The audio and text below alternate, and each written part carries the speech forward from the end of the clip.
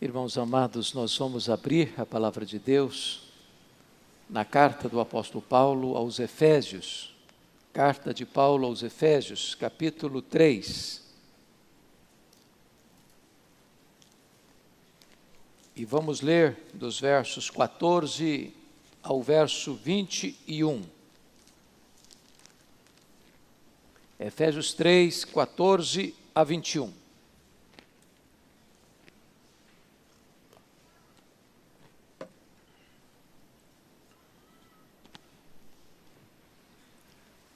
Este texto que vamos ler é literalmente uma oração feita pelo apóstolo Paulo. Aliás, a segunda oração que ele faz nesta breve carta. E ele diz assim: por esta causa, me ponho de joelhos diante do Pai, de quem toma o nome toda a família, tanto no céu como sobre a terra, para que, segundo a riqueza da sua glória, vos conceda que sejais fortalecidos com poder, mediante o seu Espírito no homem interior. E assim habite Cristo no vosso coração pela fé, estando vós arraigados e alicerçados em amor, a fim de poderdes compreender com todos os santos qual é a largura e o comprimento, e a altura e a profundidade, e conhecer o amor de Cristo que excede todo entendimento, para que sejais tomados de toda a plenitude de Deus. Ora, àquele que é poderoso para fazer infinitamente mais do que tudo quanto pedimos ou pensamos, conforme o seu poder que opera em nós, a Ele seja a glória na igreja e em Cristo Jesus, por todas as gerações, para todos sempre. Amém. Irmãos amados, o apóstolo Paulo, certamente o maior bandeirante do cristianismo, grande desbravador da obra missionária, depois de percorrer a província da Galácia, da Macedônia, da Acaia, agora dedica-se na terceira viagem missionária à província da Ásia Menor. E ele vai passar 3 anos na maior cidade da Ásia Menor, a capital daquela província que é a cidade de Éfeso. Uma metrópole de mais de 300 mil habitantes na época. A cidade que hospedava uma das 7 maravilhas do mundo antigo, o templo da deusa Diana, a Diana dos Efésios, um palácio de mármore 4 vezes maior que o Partenon de Atenas. Uma cidade fortemente idólatra, uma cidade fortemente ocultista, e sem os recursos de que dispomos hoje, Paulo chega naquela cidade, e em 3 anos, o evangelho impacta de tal maneira a cidade, que a idolatria recua. Os mágicos convertidos a Cristo queimam seus livros de magia em praça pública. E diz Atos 9 que a palavra de Deus prevalece na cidade. Além do mais, toda a província é alcançada, igrejas são plantadas nas principais cidades, como Esmirna, Pérgamo, Tiatira, Sardes, Filadélfia, Laodiceia, Colossos e Herápolis. Agora Paulo está se despedindo desta igreja. E ele está rumando para Jerusalém, onde levaria uma oferta aos pobres da Judeia. No caminho, no porto de Mileto, ele reúne-se com os presbíteros da igreja de Éfeso e diz para eles assim: o Espírito Santo me assegura de que eu enfrentarei pela frente cadeias e tribulações, mas em nada considero a vida preciosa para mim mesmo, conquanto que eu complete a minha carreira e o ministério que eu recebi do Senhor Jesus para testemunhar o evangelho da graça de Deus. Ele chega em Jerusalém e ele é preso. Conspiram contra ele para matá-lo. Ele é transferido para Cesareia Marítima, quartel-general de Roma em Israel. Ele fica ali 2 anos, debaixo de pesadas acusações dos judeus, sob a égide dos governadores Félix e Festo. Então, em virtude de haver uma conspirata contra ele, por parte do Sinédrio, que cooptava o governador para entregá-lo, sabendo que eles iriam matá-lo antes de chegar em Jerusalém, opta por ser julgado em Roma, porque era direito seu como cidadão romano fazer essa opção. Então ele chega em Roma preso, chega em Roma algemado, e é desta prisão de Roma, irmãos, que ele escreve esta carta, a carta aos Efésios. Esta é a rainha das cartas de Paulo. Esta é a carta eclesiológica do Novo Testamento. E nesta epístola há um registro de 2 orações. No capítulo 1, há uma oração por iluminação. No capítulo 3, há uma oração por capacitação. Eu não tenho dúvidas de que Paulo, ao se pôr de joelhos, alcança o pináculo do seu entendimento teológico. Ao se colocar de joelhos, ele alcança as alturas excelsas da compreensão das Escrituras. E então, mesmo preso, com limitações de movimento e de mobilidade, os homens não podem impedi-lo de orar. E eu posso lhes garantir que a oração é o instrumento mais poderoso que Deus colocou nas mãos da igreja. Porque a oração conecta a fraqueza humana à onipotência divina. A oração conecta o altar da terra com o trono do céu.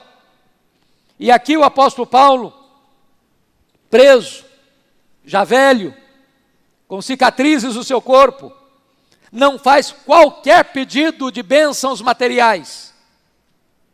Ele não pede para ser solto. Ele não pede para ser curado, porque era um homem doente. Ele não pede conforto na prisão. Ele pede para que a igreja seja revestida com poder. E eu queria então olhar com vocês, e peço que todos de Bíblia aberta comigo considerem a exposição que Paulo faz neste texto. Primeiramente, vejamos o preâmbulo desta oração. Ele começa assim: por esta causa. E a pergunta é: que causa? Do que ele está falando? Por esta causa. É claro que quando ele diz por esta causa, ele está aqui nos remetendo a tudo quanto já escreveu até agora na epístola. E o que ele escreveu até agora? No capítulo 1, ele nos revela o plano eterno de Deus para a nossa redenção. O Pai nos escolhendo em Cristo antes da fundação do mundo para sermos santos e irrepreensíveis perante Ele. Ele retratou como Filho, com o seu sangue nos remiu para sermos adotados na família de Deus. Ele mostrou como o Espírito Santo nos foi dado como selo, garantindo-nos que somos propriedade de Deus, e nos deu o penhor do Espírito Santo. Ele orou para que Deus abrisse os olhos espirituais da igreja, para que ela entendesse a sua herança, o seu chamado e o poder que estava à sua disposição. No capítulo 2, ele retrata para nós como nós estávamos mortos e Deus nos deu vida. Ele retrata para nós que o pecado trabalha contra nós, mas Deus trabalha por nós, Deus trabalha em nós, Deus trabalha através de nós.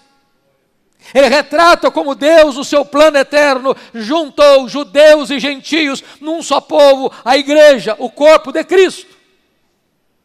Ele retrata para nós que o Evangelho, reunindo judeus e gentios, era o grande mistério oculto das gerações, mas agora revelado a nós, no Evangelho. E ele diz: por esta causa, meus irmãos, eu me ponho de joelhos diante do Pai. E eu queria então tomar emprestada esta frase de Paulo para ser o tema da nossa mensagem. Por esta causa, eu me ponho de joelhos. Notem vocês que Normalmente os judeus oravam de pé. Quando havia uma causa muito urgente, então os judeus se ajoelhavam para orar. Ele está fazendo um pedido da mais alta importância para a igreja. E ele está dizendo que vai se colocar de joelhos para fazer essa oração. E ele então coloca a motivação, revelando a exultação pela obra de Deus na igreja, quando ele diz no verso de número 14 e 15 o seguinte: por esta causa me ponho de joelhos diante do Pai, de quem toma o nome toda a família, tanto no céu como sobre a terra. Quando ele fala toda a família, tanto no céu como sobre a terra, ele está se referindo à mesma igreja em duas dimensões. A igreja triunfante é a igreja do céu, a igreja militante é a igreja da terra. Tanto a igreja que somos hoje, como a igreja que haveremos de ser amanhã, toma de Deus, empresta de Deus o seu nome, sua identidade. Deus é a nossa identidade. Só uma igreja, a igreja militante e a igreja triunfante. A igreja que está no céu chama Deus de Pai, a igreja que está na terra chama Deus de Pai. O Pai é a nossa própria identidade. Ele é o nosso Pai. Mas se você perceber, ele vai no verso 16 agora, retratar para nós a sua audácia antes de fazer os pedidos. E a audácia é tão clara, como ele registra no verso 16, para que, segundo a riqueza da sua glória, vos conceda que sejais fortalecidos com poder mediante o seu Espírito no homem interior. Preste atenção, irmãos, segundo a riqueza da sua glória, vos conceda. O que Paulo está falando aqui? Ao se colocar de joelhos para fazer o seu pedido, ele está pedindo que Deus atenda a sua oração segundo a riqueza da sua glória. E aí eu preciso entender o que é glória de Deus. Porque glória de Deus não é um atributo. Deus tem atributos que ele chama comunicáveis e atributos que ele chama incomunicáveis. Tem atributos, qualidades que Deus tem e ele não repartiu nem com os anjos, nem com os homens. Só Deus os tem. Quais são os atributos que só Deus os tem? Primeiro, Deus é autoexistente. Todos os seres que existem receberam vida dele, mas ele não derivou sua vida de ninguém, porque ele é autoexistente. Ele é imenso, só Deus é imenso. Ele é infinito, só Deus é infinito. Ele é eterno, só Deus é eterno. Ele é imutável, só Deus é imutável. Ele é onipotente, só Deus é onipotente. Ele é onipresente, só Deus é onipresente. Ele é onisciente, só Deus é onisciente. Ele é transcendente, só Deus é transcendente. São atributos, só Deus os tem. Mas Deus tem atributos que ele reparte conosco. Ele é bom, ele é justo, ele é misericordioso, ele é verdadeiro, ele é amor, ele é misericordioso. Então todos esses atributos são atributos que Deus os tem, mas nós podemos tê-lo, não no grau superlativo, porque só Deus os tem em grau superlativo. Agora, o que é glória de Deus? Glória de Deus é a somatória de todos os atributos de Deus, no seu resplendor máximo. O que Paulo está de joelhos pedindo para Deus é o seguinte: Deus, usa, emprega tudo quanto tu és, tudo quanto tu tens, todos os seus atributos, todas as suas perfeições, tudo quanto é o teu ser, no resplendor máximo, para responder a oração que eu vou te fazer agora. Meus amados, agora então eu preciso, diante da audácia e da ousadia de Paulo em fazer esse pedido, perguntar: Paulo, o que é que você vai pedir para Deus? Que você está pedindo que Deus use tudo quanto Ele tem e o que Ele é para responder essa oração. Ele vai fazer 5 pedidos. Primeiro pedido, veja comigo o verso 16. Ele faz uma súplica por poder interior. Vos conceda que sejais fortalecidos com poder, mediante o seu espírito, no homem interior. Primeira coisa que Paulo está pedindo para Deus, para você e para mim, é que você e eu sejamos revestidos de poder. Irmãos, não há cristianismo sem poder. O Evangelho é o poder de Deus. O reino de Deus não consiste em palavras, mas de poder. O Espírito Santo veio para trazer poder. A igreja precisa ser revestida com poder. Jesus Cristo foi claro: permanecei na cidade até que sejais revestidos de poder. Jesus Cristo foi categórico: mas recebereis poder ao descer sobre vós o Espírito Santo. Na primeira oração, Paulo diz que toda a suprema grandeza do poder de Deus está à nossa disposição. Que poder? O mesmo poder que ressuscitou Jesus dentre os mortos. A igreja não pode ser uma família fraca, a igreja não pode ser composta de um povo fraco, a igreja recebeu o poder e ela deve ser fortalecida com todo o poder.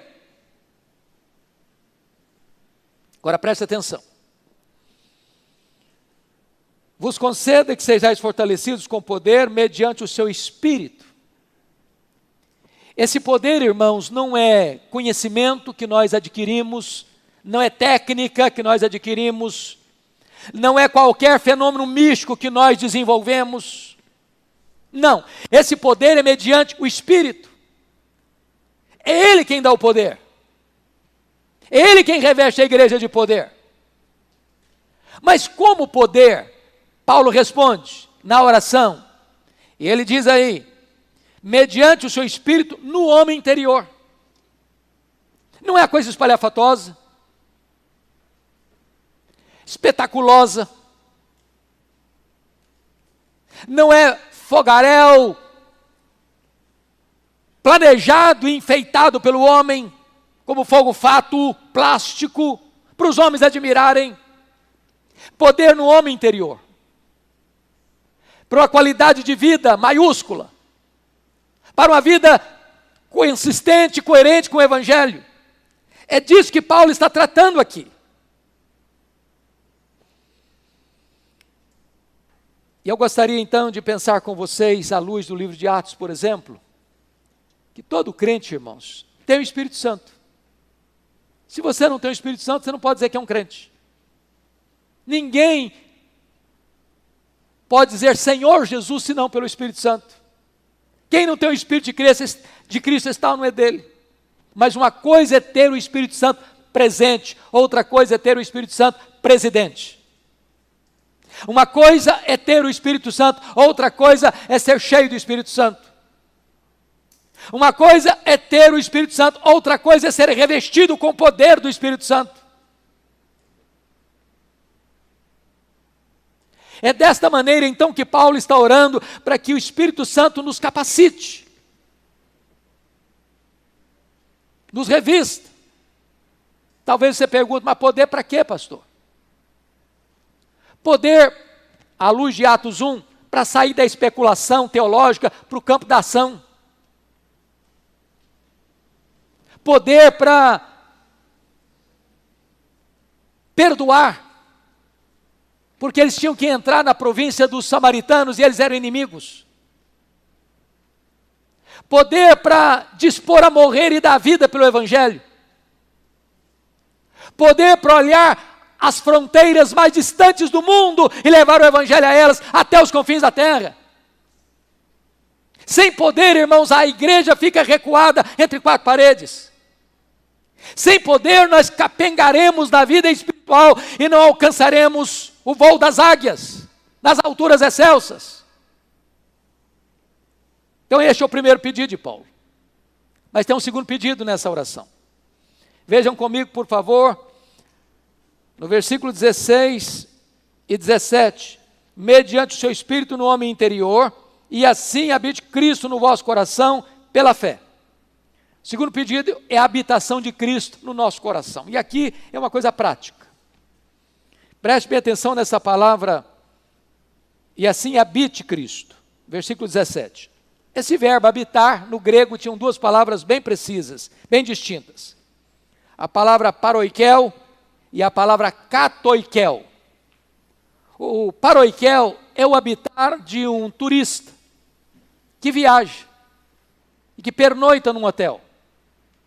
Você chega, você paga uma diária, você recebe as chaves, você fica naquele quarto, naquela suíte, por um dia, 2 dias, quanto você pagou? Você desfruta daquele local. Mas você não é dono daquele hotel. Você não é dono daquele quarto. Você não tem liberdade de tirar as coisas dali, de mudar as coisas dali. Você não é proprietário, você não é dono. Você chegou e você vai embora. Você é apenas um hóspede. Essa é a palavra katoikel, mas a palavra paroikel, mas a palavra que Paulo usou aqui não é paroikel, é katoikel. E sabe o que é katoikel? É habitar como dono da casa. É habitar como alguém que tem as chaves da casa. É habitar como alguém que pode fazer uma reforma na casa. É habitar como alguém que, à luz de Neemias, pode jogar os móveis de Tobias fora de casa. O que Paulo está orando é para que Jesus possa habitar no seu coração, no meu coração, no nosso coração, desta forma, onde Ele seja o dono da nossa vida, onde Ele tenha as chaves do nosso coração, onde Ele seja o Senhor da nossa vida, onde Ele alinha as prioridades da nossa vida, onde não haja quartos secretos, onde nós travamos e não, aqui é comigo.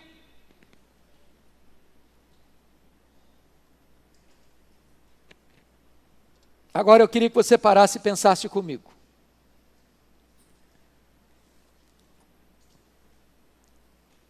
Jesus está se sentindo bem, habitando no seu coração? Essa casa está apropriada para Ele? Você já entregou para Ele todas as chaves? Tem áreas na sua vida que precisam ser rendidas a Jesus ainda? Tem quartos secretos, trancados, as 7 chaves, que você diz, não, aqui é comigo. O que Paulo está orando é para que você entregue as chaves. Entregue as chaves daquelas áreas da sua vida que precisam de estar debaixo do controle e do domínio do Senhor Jesus. É preciso poder para isso, irmãos.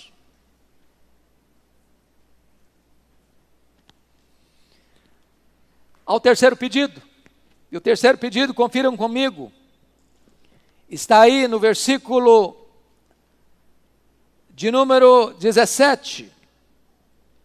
E assim habite Cristo no vosso coração, pela fé, estando vós arraigados e alicerçados em amor. Ele está pedindo um aprofundamento do amor fraternal. Sabe por quê? Tem gente fácil de amar. Tem gente que para amar você precisa poder. Se você não tiver poder, você não ama. E Paulo está pedindo a Deus isso. Notem vocês comigo. Estando vós arraigados e alicerçados em amor. Ele usa 2 imagens, 2 metáforas. Uma da botânica e a outra da engenharia civil. A ideia aqui de arraigados é de uma árvore que está plantada com raízes profundas, que a tempestade chega e açoita essa árvore, e ela mantém-se firme porque tem raízes profundas. A segunda metáfora, alicerçados, é de um prédio, com sólido fundamento, com muitos andares, e a procela chega, e a tempestade vem, e ele está plantado. O engenheiro não errou no cálculo. E ele não entra em colapso diante das crises, das tempestades que vêm e assolam aquele prédio, porque está bem plantado. Paulo está dizendo o seguinte: meu Deus, nós precisamos de poder.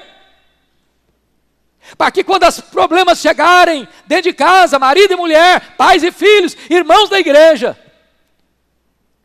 e as desavenças, e as discussões, e os problemas vierem, esses irmãos estejam arraigados, alicerçados em amor. Amar o igual é muito fácil. Amar quem ama você, nem precisa ser crente para fazer isso. Até os incrédulos, até os gentios, até os ateus conseguem amar muito bem quem os ama. E Paulo está orando, dizendo o seguinte: eu não consigo fazer isso a não ser que eu tenha poder. Porque o amor é mais importante que os dons. O amor é a evidência da salvação. Se você não ama, você não pode dizer que você é salvo. Se você não ama, você não pode dizer que está na luz.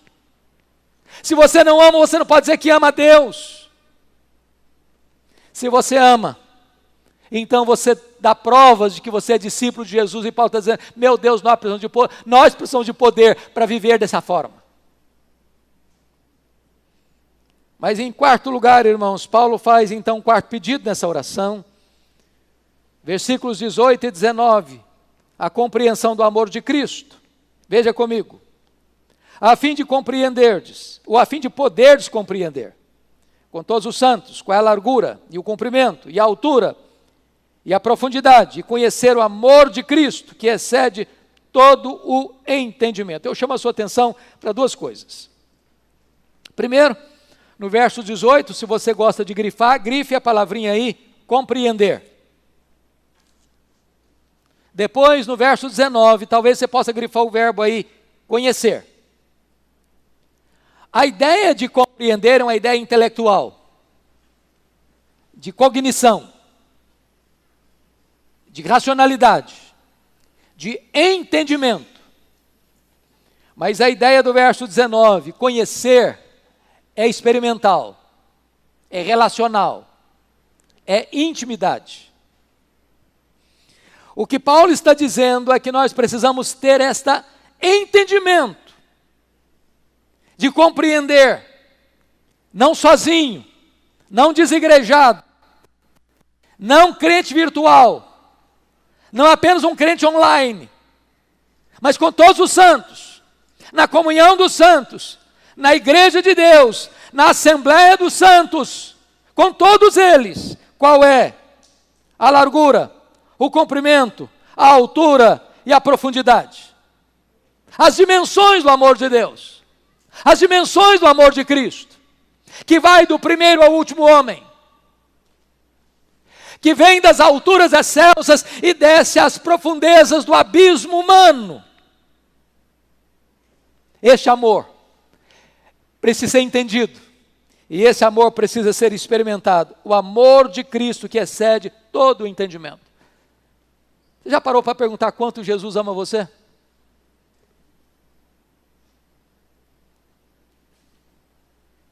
Sendo Deus, ele se fez homem. Sendo rico, ele se fez pobre. Sendo santo, ele se fez pecado. Sendo bendito, ele se fez maldição. Sendo honrado pelos anjos, sujeitou-se a ser cuspido pelos homens. Sendo o autor da vida, ele se dispôs a morrer pelos seus pecados. Sendo amado do Pai, ele bebeu sozinho o cálice amargo da ira de Deus. Tendo todo o poder nos céus e na terra, ele se sujeitou à morte, morte de cruz. Sabe por que ele fez isso? Porque ele ama você. Porque ele ama você. Se você tem dúvidas do amor de Deus por você, olhe para a cruz. Não há como Deus amar mais você do que já amou.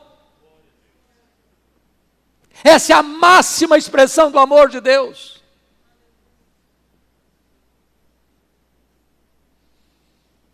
Mas em último lugar, irmãos, quinto pedido, é o mais elevado.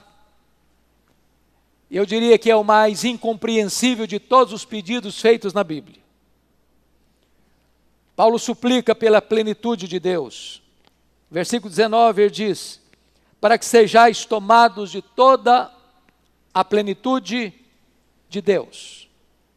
E eu confesso a vocês que já li tantos comentários, pastor Jailton.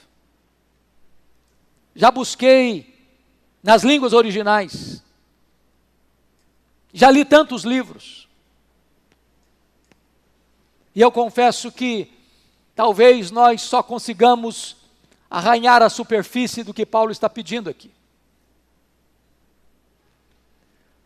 Porque ele está pedindo para que você e eu sejamos tomados não de Deus, não da plenitude de Deus, mas de toda a plenitude de Deus. Já olhamos agora há pouco quem é Deus, seus atributos, mas só chama atenção para um. A Bíblia diz que Deus é transcendente. Numa linguagem bíblica, nem o céu dos céus pode contê-lo. Quando você pergunta aos astrônomos o tamanho da obra que Deus fez, eles não sabem responder com precisão. O que eu posso garantir a você é que o universo não é infinito, porque infinitude é um atributo exclusivo de Deus.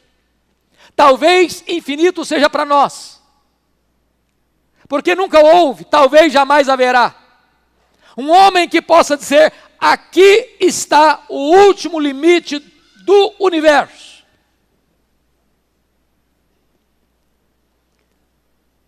Pois não há um centímetro desse universo, que tem mais de 93 bilhões de anos-luz de diâmetro, onde Jesus não possa dizer: isso aqui é meu, eu criei isso aqui, sou o dono disso aqui e estou aqui. Ele é maior que tudo que existe. E agora Paulo está de joelhos, numa prisão, algemado, orando e pedindo para que você e eu sejamos tomados de toda a plenitude de Deus. Eu não sei quanto a você, mas eu, examinando o meu coração, eu acho que o maior problema que nós temos na nossa vida cristã é que nós limitamos o que Deus pode e quer fazer na nossa vida com o que nós conhecemos e com o que nós já experimentamos.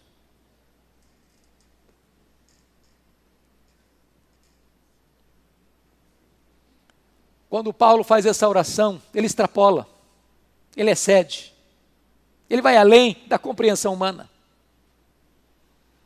Eu quero dizer para você, meu amado, que Deus tem mais para nós. Deus tem infinitamente mais para nós. Aquilo que Dwight Lyman Moody experimentou na América no século XIX, quando ele caiu de joelhos dentro de uma casa, e o Espírito Santo vindo com poder sobre ele, ia dizendo que ondas elétricas pareciam penetrar pelo seu corpo, e ele dizia que ainda que desse toda a riqueza do mundo em troca daquela experiência, que ele rejeitaria. Mesmo sendo um homem sem academia, de grande instrução intelectual, aquele homem se levanta daquele quarto, para a partir daí levar mais de 500 mil pessoas a Cristo. Ele abria a boca e o poder de Deus fluía de seus lábios. Os corações mais duros se rendiam. Multidões se rendiam aos pés do Salvador. Oh, irmãos, Deus é o mesmo. O poder de Deus é o mesmo. E Paulo está orando para que a igreja seja tomada de toda a plenitude de Deus. Nós não podemos nos conformar com o cristianismo raso, nós não podemos nos conformar com o cristianismo medíocre, nós não podemos nos conformar com a vida opaca, uma vida insossa, uma vida rasa, uma vida morna, se temos na nossa disposição a suprema grandeza do poder de Deus.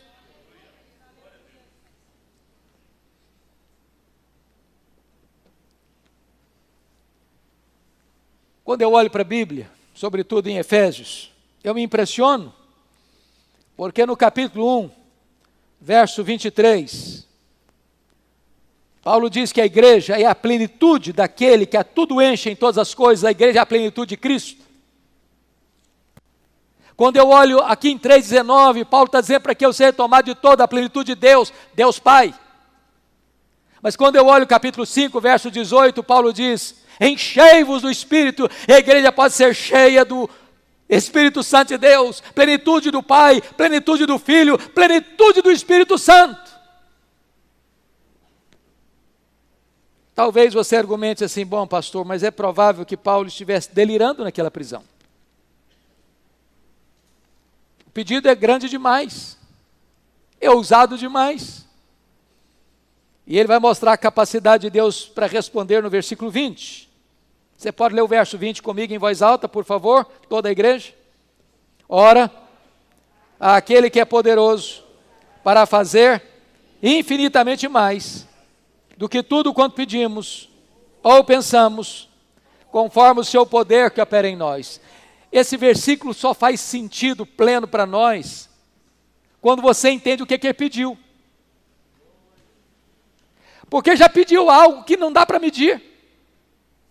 Já pediu algo que não dá para você compreender. Ele pediu para que a igreja seja tomada de toda a plenitude de Deus. Paulo, você está sendo ousado demais, você está sendo audacioso demais, você pediu demais, você não mediu as consequências do seu pedido, e aquele pedido que é máximo, ele está dizendo, olha, Deus é poderoso para fazer infinitamente mais. Eu não sei o que é infinitamente mais do que eu já tinha pedido. O que cabe a nós é entender uma coisa: Deus tem mais para nós.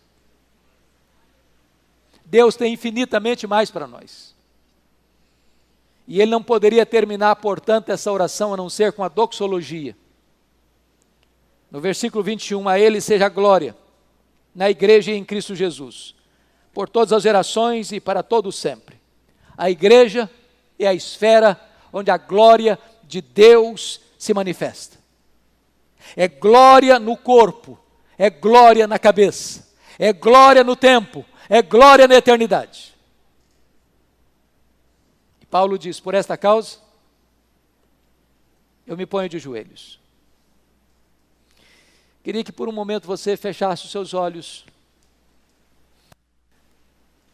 e você fizesse algumas perguntas a você mesmo.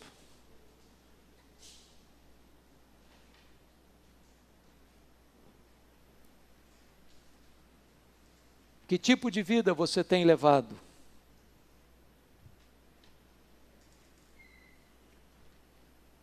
O que você conhece acerca deste assunto que Paulo está orando aqui? Você tem sido revestido com poder mediante o Espírito Santo no seu homem interior?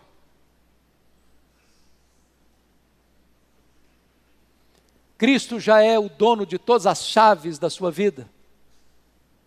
Ele é o Senhor da casa? Ou apenas um anfitrião que vem e vai embora?